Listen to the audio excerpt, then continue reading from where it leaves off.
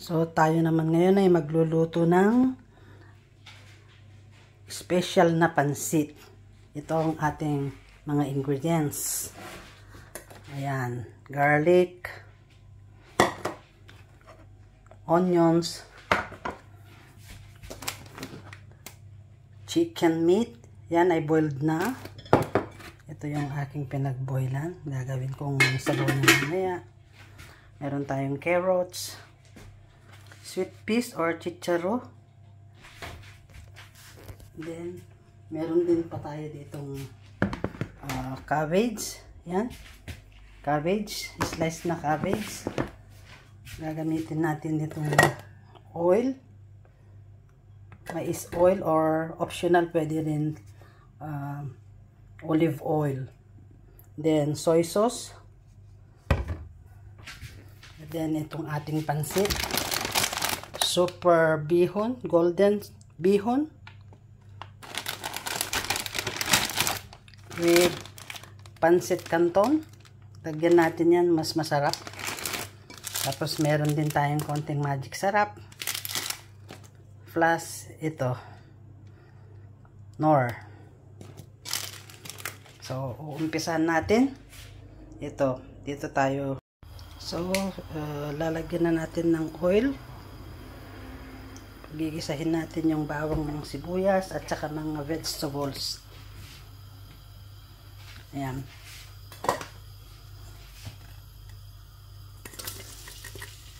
Lagyan na natin ito. Garlic.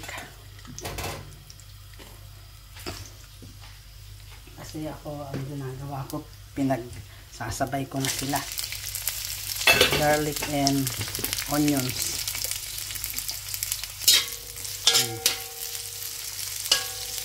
Isahin mabuti.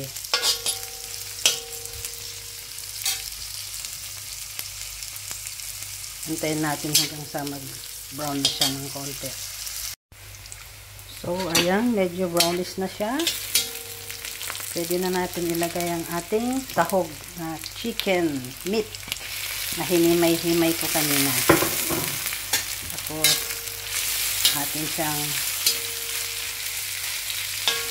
hakaluin ng maigi.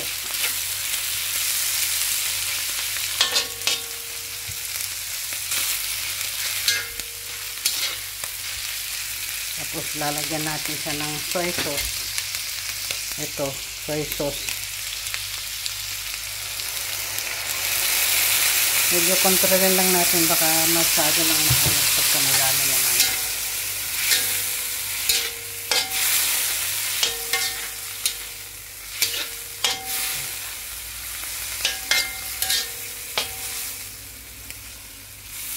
Then, lalagyan din natin siya ng kunting aroma na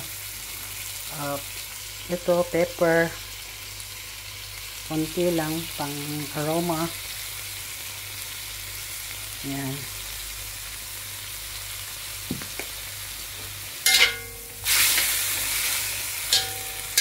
Tapos, halu-haluin.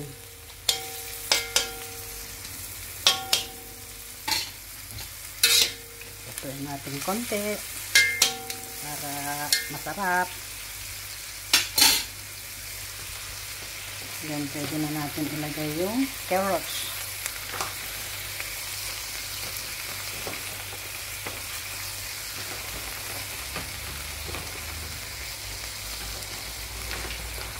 Kasi madali lang maluto yung sweet peas or chicharo, tsaka yung cabbage.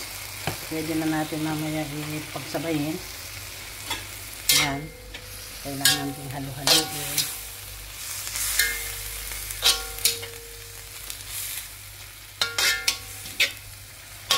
Kailangan ng ating vegetables ay hindi siya ma-overcook. Lutuin natin mabuti pa yan.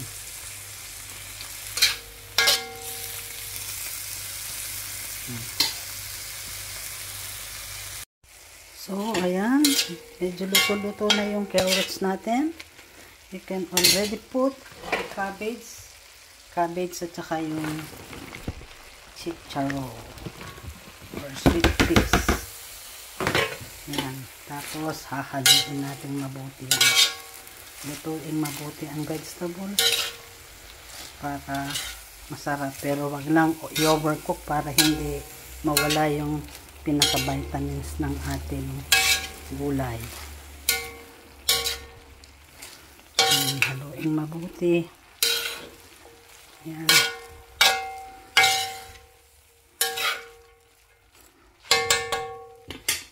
Pwede na natin ilagay itong pinaka ano niya, combination niya na yan. Medyo parang kukunti yata yan.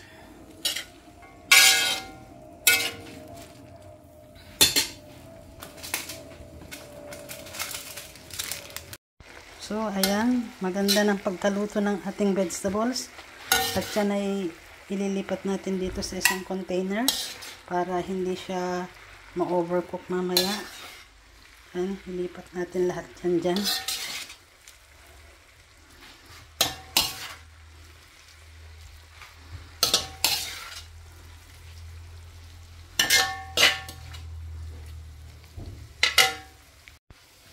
So, ayan na yan. Yung aking nilutong vegetables kanina. Pinansa-tabi ko muna sa isang container. Tapos, itong ating pinaglagaan kanina ng kwan. Dito natin ilalagay sa pinaggisahan ko din. Yan ay malinis naman dahil yung vegetable dyan natin niluto kanina. Yan ngayon ang titimplahan ko. Pakukuluin, titimplahan. Tapos, itong ating pansit, ibinabad ko para hindi siya matagal lutuin. Medyo lalambot siya. At matigas nga naman kasi yan pag inalis mo dun sa kwan. Unti-unti kong ilalagay dun mamaya. Kasama ito, i-combine ko siya. So, pakuluin ito. Titimplahin siya ng mga pantimpla. Dagdagan ko ng konting soy sauce. Pakukuluin. Meron pa tayong natitirang magic sarap na kalahati. Yan. Kasi isa yan na buo. Pero yung kalahati nilagay ko sa vegetables kanina.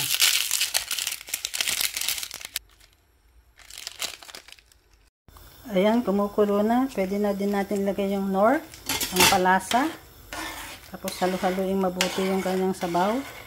And then, ilalagay na natin itong ating pansit bihon. Ayan.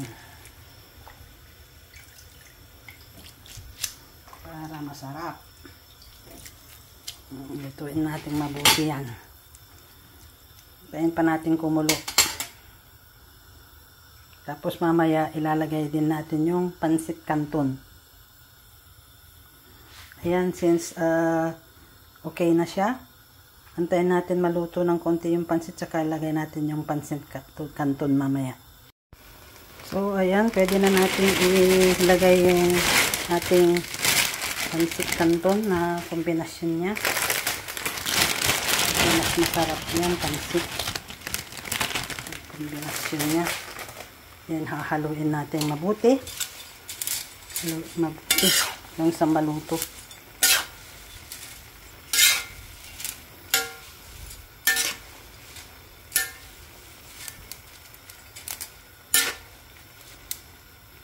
Ayan ang itsura niya pagka nahalo na ng konti. Ayan, lulutuin natin mabuti. At saka natin mamaya ilalagay yung kanyang pinaka-vegetables na para hindi siya kasi ma-overcook. So, yan, lalagay na natin ang kanyang vegetables. Tsaka natin ihahaluin.